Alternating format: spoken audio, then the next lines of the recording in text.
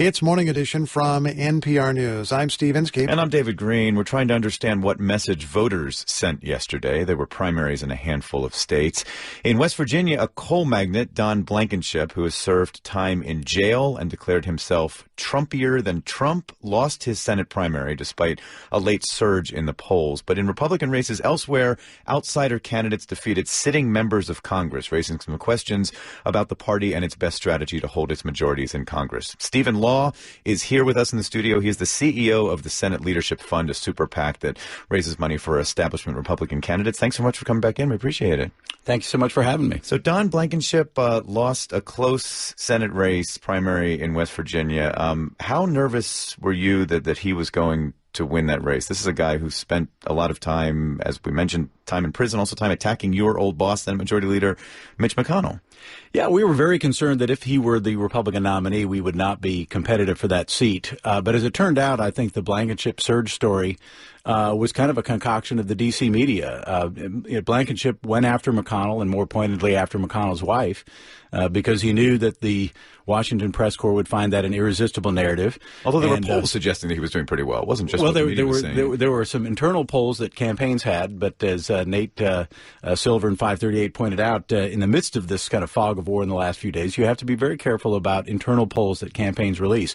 Our data showed that Blankenship had extremely high negatives, that he was way behind, and in fact was in third place. And so I think it's hard to figure out how a guy went from first place in his own claims and the stories that were printed in places like Axios and Politico to third place, and a very distant third place in just a few days. I don't think he really had the surge that he was talking about. It's just a story that he was able to perpetuate that a lot of people bought. Although, isn't it doesn't seem like it is just a narrative created in the media if you look at some of these other races. I mean, you had an outsider candidate last night in Indiana, businessman Mike Braun. He beat two sitting members of Congress in a Senate primary fight. It was a nasty, nasty race. He's tied himself, to President Trump. He's going to be the candidate now. I mean, something seems to be happening in terms of what voters are saying about the establishment. Yeah, no, I think what we saw and we've seen for a while is that in Republican primaries, Washington is the enemy. If you run against Washington, that's an effective strategy, not only in primaries, probably in general elections as well. And I think Mike Braun, the businessman, did a good job of that. He's an outsider. He's also an insider. He's a state legislator. He's somebody who is well known and been around the state a long time. At the same time, his rhetoric, his approach to winning that primary was very different from Don Blankenship's. He gave himself a lot of running room for the general election. And then you have kind of as a split decision, the result in Ohio's 12th district, where you had a decidedly establishment state legislator beat out the Freedom Caucus and Club for Growth, very much more moderate candidate winning that primary against somebody who was arguably a much more insurgency, Trumpy kind of candidate.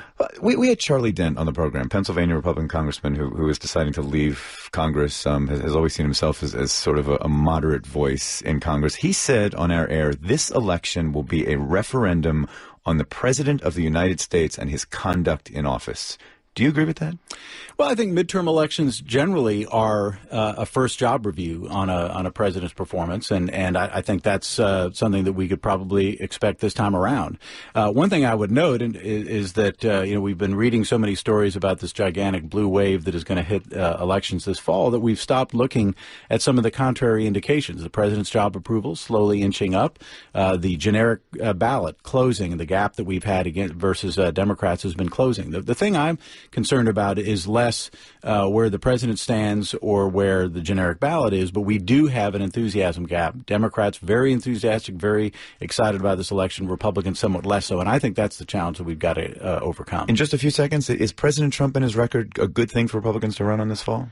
I think we've got an economy that's resurgent. I think he's achieving some real foreign policy goals, and those are going to be things that I think that we can talk about effectively, in addition to tax reform and how it's improving people's lives. Stephen Law heads the Senate Leadership Fund. Always great to have you in here. Thanks so much, Stephen. Thanks.